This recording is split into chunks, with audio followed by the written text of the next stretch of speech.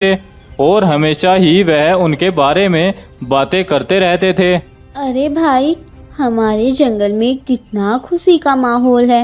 हर तरफ सभी जानवर बहुत खुश है। मुझे तो अपने जंगल के जानवरों को देखकर बहुत खुशी मिलती है। अरे हाँ हाँ गाय बहन, तुम सही कह रही हो। मैं भी अपने जंगल को देखकर बहुत ही ज्यादा खुश होता हूँ। शायद ही किसी जंगल में इतनी शांति वाला माहौल होगा और वह हमारे जैसे खुश होंगे। कुछ इस तरह से सभी जानवर अपने जंगल की तारीफ करते और उन दोनों दोस्तों का शुक्रिया करते थे। उन दोनों दोस्तों की वजह से जंगल में हमेशा शांति बनी रहती थी। वह दोनों दोस्त कभी भी जंगल में कुछ भी गलत नहीं होने देते थे और अगर कभी जंगल में कोई दिक्कत आती तो वह दोनों उस परेशानी के सामने आकर खड़े हो जाते थे और उसका सामना किया करते थे। उधर पास ही के जंगल में एक रंगीन शेर भी रहता था। वह रंगीन शेर बहुत ही जालिम और बेखौफ था। वह आए दिन जंगल के जानवरों पर अपना जुल्म करता रहता था और उनके साथ बहुत ही बेकार सलूक किया करता था।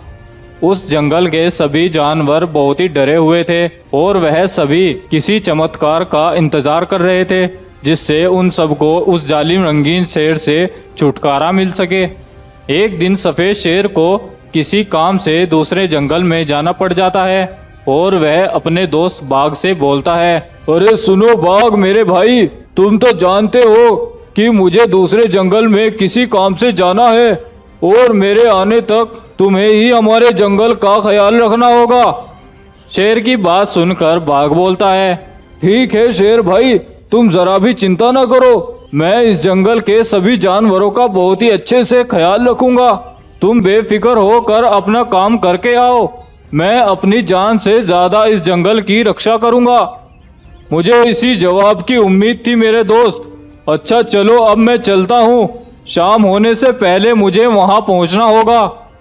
ये सब बोलकर सफेद शेर दूसरे जंगल की ओर चल पड़ता है और बाघ जंगल का ख्याल रखने में लग जाता है।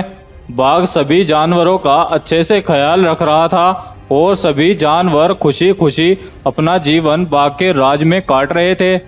इसी तरह से कई दिन बीत जाते हैं और फिर कई दिन बीत जाने पर सफेद शेर भी अपने जंगल में वापस आ जाता है और जैसे ही वह उस जंगल से लौटता है वह आते ही जंगल के जानवरों को मारने लगता है।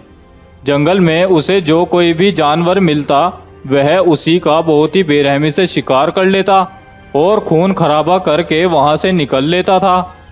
वहां से आकर वह कई जानवरों का शिकार करता है और अपने आप को खून से साफ करके जब वो अपनी गुफा में जाता है तो उसका बर्ताव अपने दोस्त बाघ के साथ भी सही नहीं होता और वह उससे भी झगड़ने लग जाता है। तुम कब मेरा पीछा छोड़ोगे? मैं चाहता हूँ कि अब तुम इस गुफा से निकल जाओ और कहीं और अपना ठिकाना ढूंढो। अब तुम मेरे साथ नहीं रह सकते, जल्द से जल्द निकल जाओ मेरी गुफा से। अरे भाई ये तुम क्या बोल रहे हो? मैं तो तुम्हारा जिगरी यार हूँ, तो तुम ऐसा क्यों बोल रहे हो? अरे मैंने तुम्हें जो बोल दिया ना वो करो, ज्यादा बात ना करो। बाघ सफेद शेर की बातें सुनकर बहुत उदास होता है और वह चुपचाप वहां से चला जाता है। लेकिन वह सफेद शेर के इस रवैये से बहुत ही ज्यादा परेशान था क्योंकि सफेद शेर का यह रवैया तो कभी भी उसके साथ ऐसा नहीं था। वह तो उसके लिए जान कुर्बान करने के लिए भी तैयार रहता था।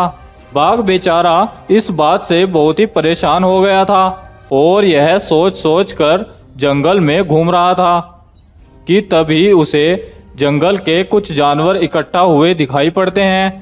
बाघ उनके पास जाकर देखता है कि वहां पर दूसरे जंगल से एक बकरी आई हुई है और वह सभी जानवरों को उस सफेद शेर की असलियत बता रही है।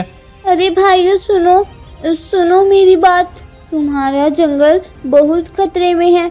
ये जो तुम्हारे जंगल में राजा बनकर आया है ना, वह तुम्हारे जंगल का राजा नहीं बल्कि हमारे जंगल का राजा है।